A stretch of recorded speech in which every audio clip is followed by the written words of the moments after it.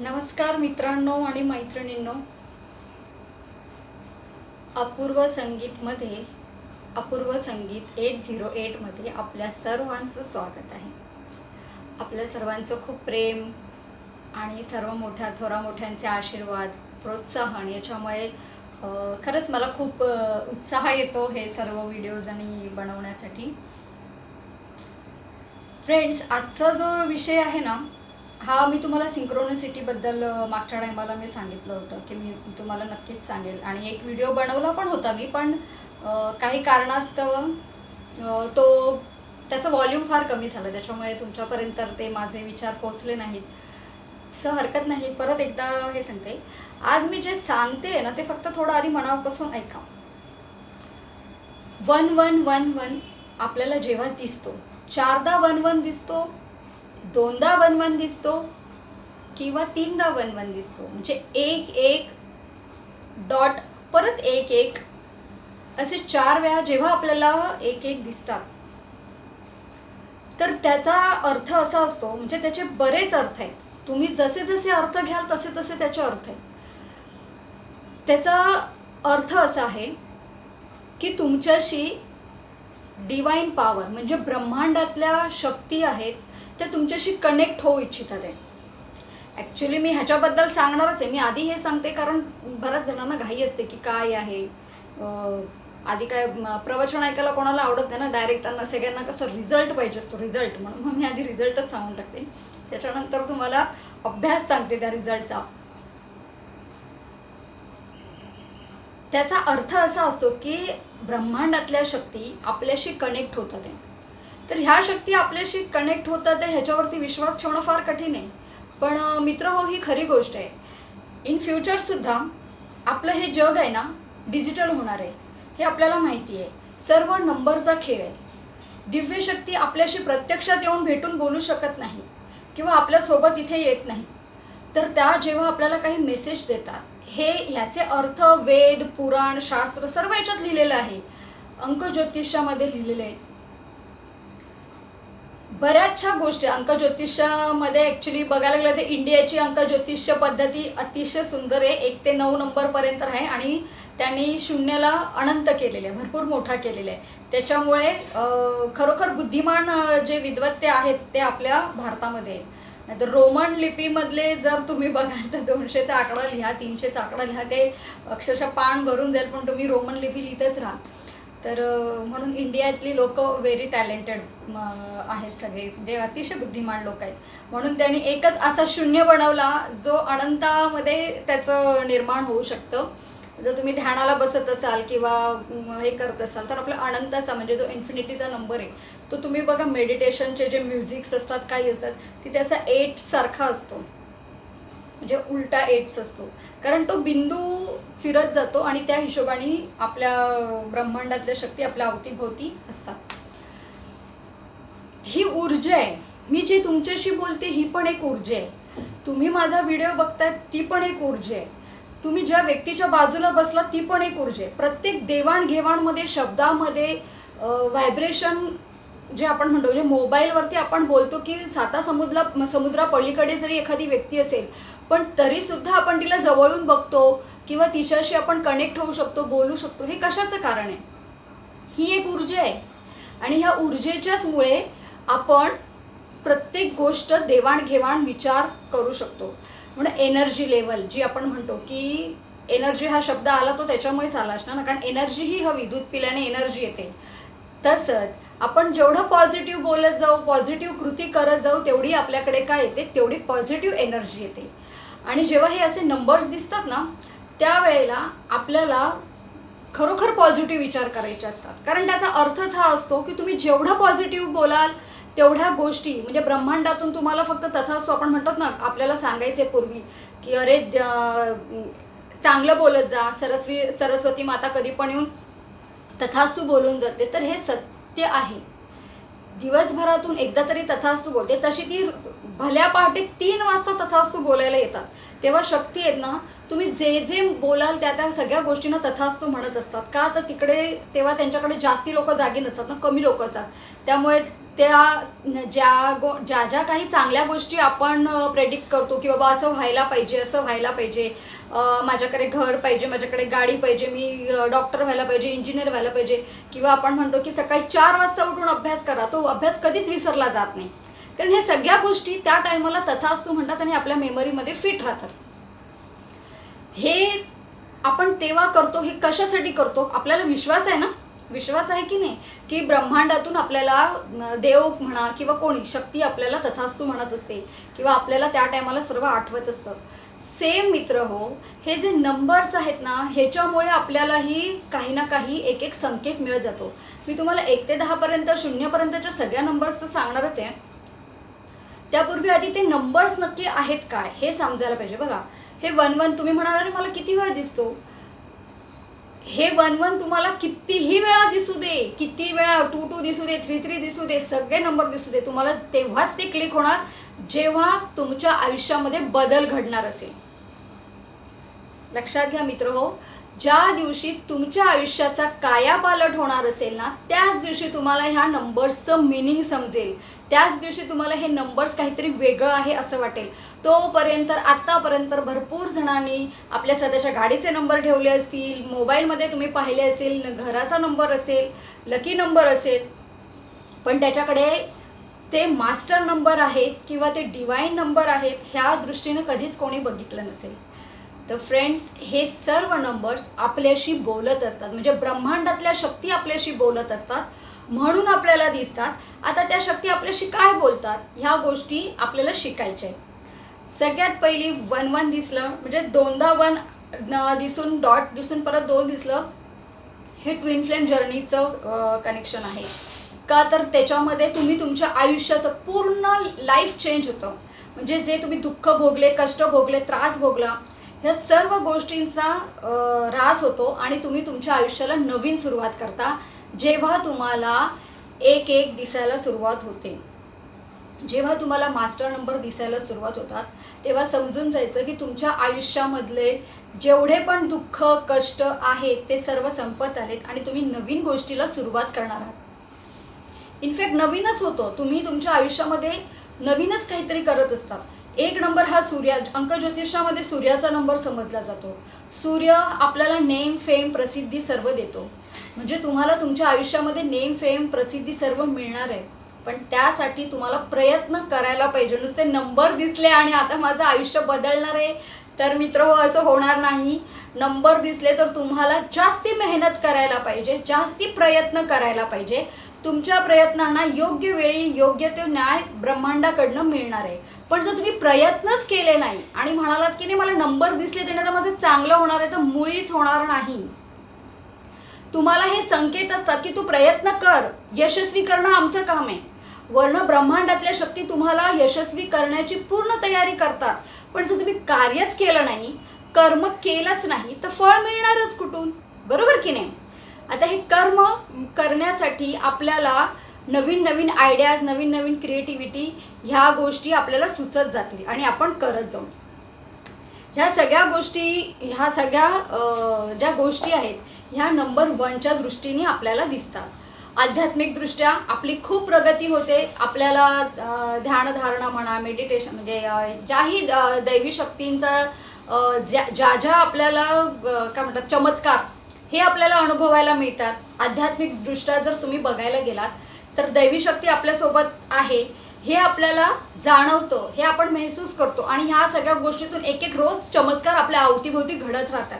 तेव्हा आपल्याला कळतं अरे खरंच आपण एकटे नाही आहोत, आपल्यासोबत कोणीतरी एक प्रचंड मोठी शक्ती आहे जी आपल्याला संकटातून बाहेर काढते, जी आपल्या प्रश्नाचं उत्तर लगेच देते.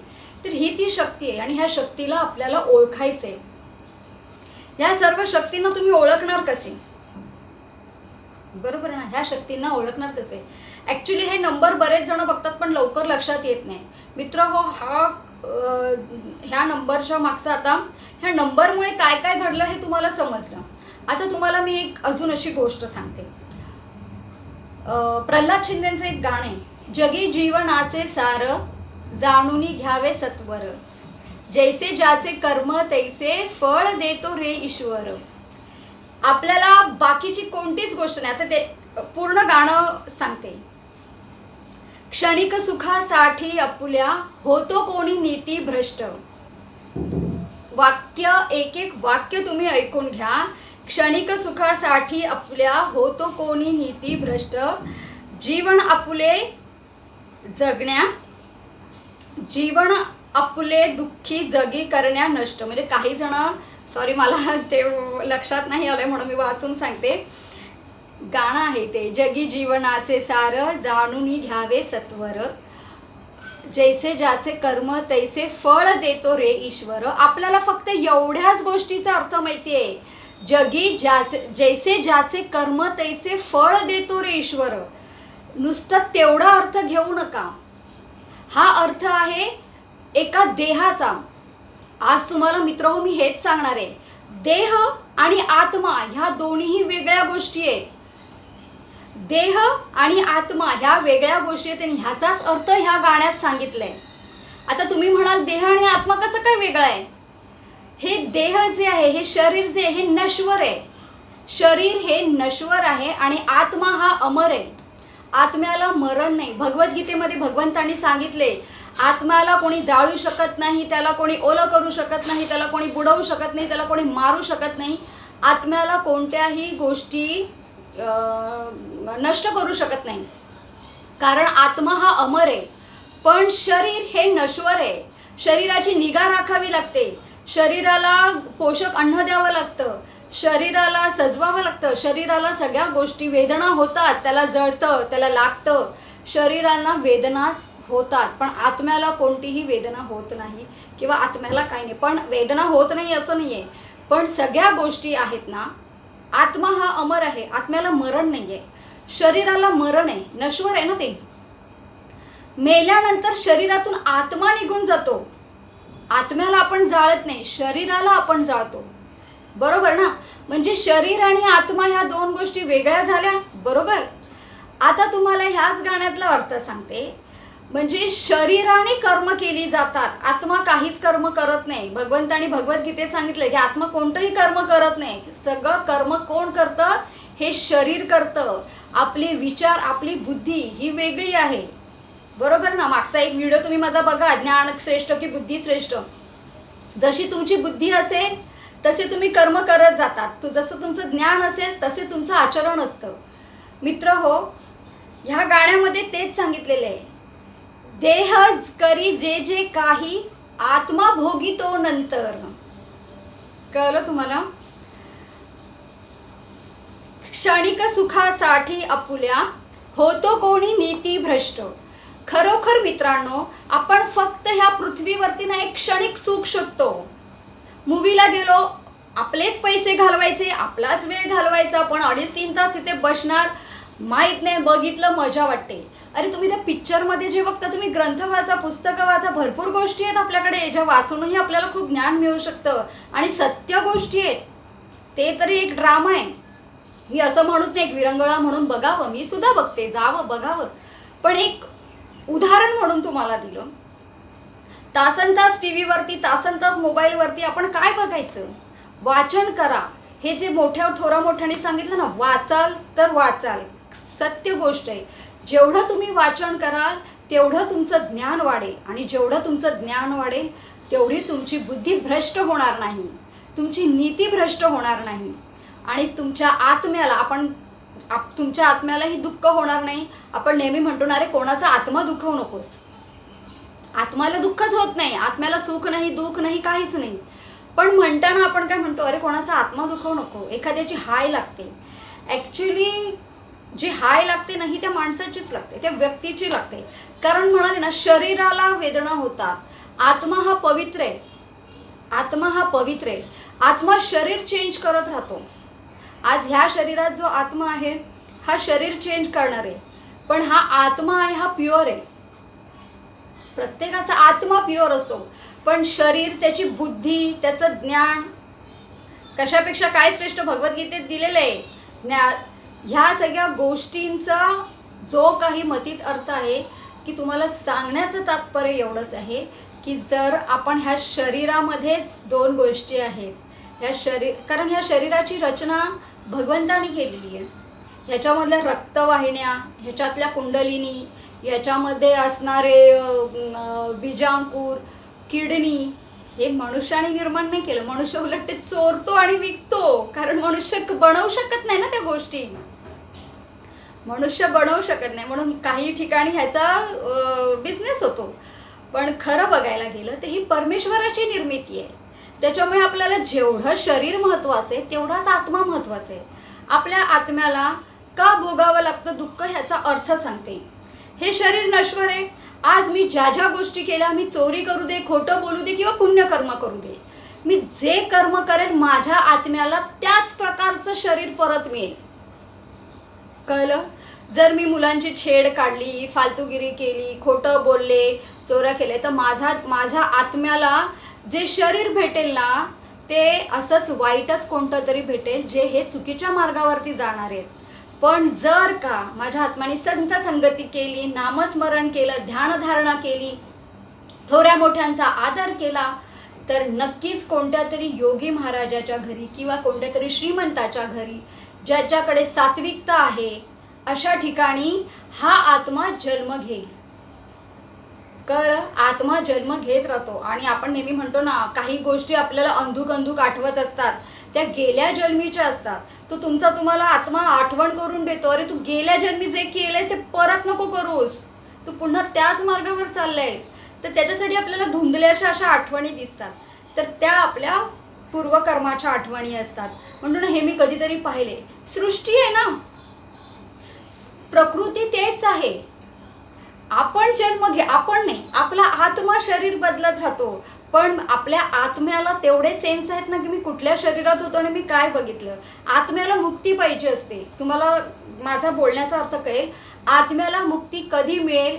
जर आपण संत संगती धरली, सद्मार्ग धरला, सत्सद विवेक बुद्धीने कार्य केलं, तर आपल्या आत्म्याला मुक्ती मिळेल. नाहीतर तोपर्यंत तो शरीर धारण करतोच आहे. 84 योनी फिरून परत तो मनुष्य जन्मात येणार. आत्म्याला मुक्ती मिळण्यासाठीच पुण्यकर्म करावं लागतं, सामाजिक कार्य करावं लागतं, लोकांची मन न दुखवता कार्य करावं लागतं.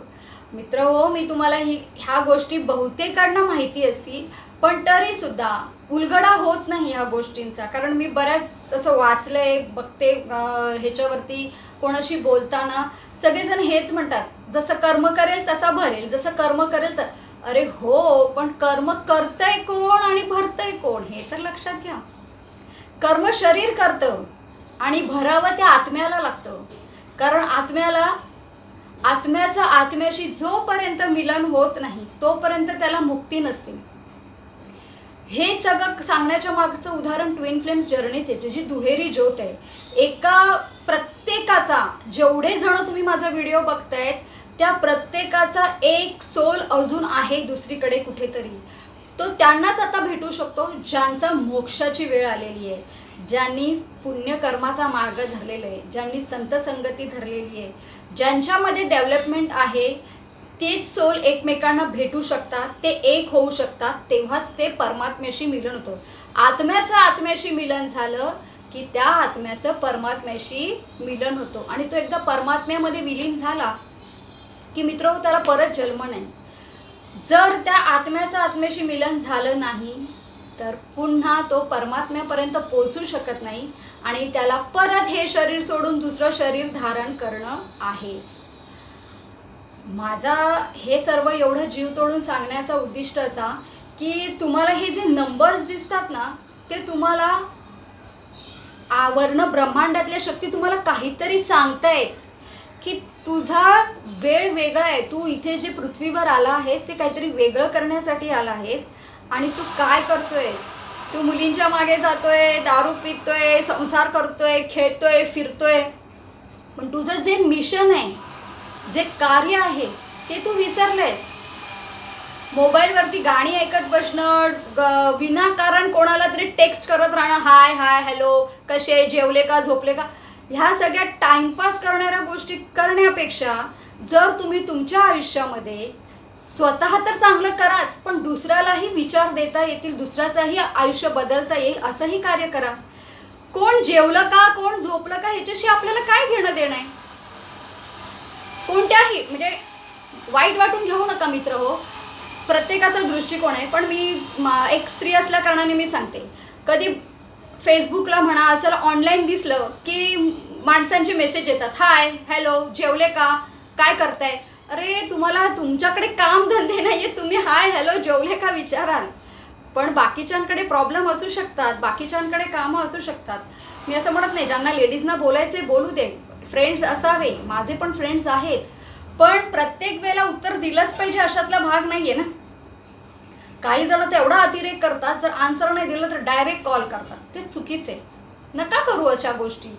ह्याच्याने तुमचं स्वतःचं पण कॅरेक्टर खराब होतं आणि दुसऱ्या लोकांनाही त्रास होतो ना. असंच वागा ज्याने स्वतःलाही आनंद मिळेल, दुसऱ्यालाही आनंद मिळेल आणि तुमच्या आत्म्यालाही खूप सुंदर शरीर मिळेल. मित्र हो, हे सिंक्रोनिसिटी अशी चालूच राहील.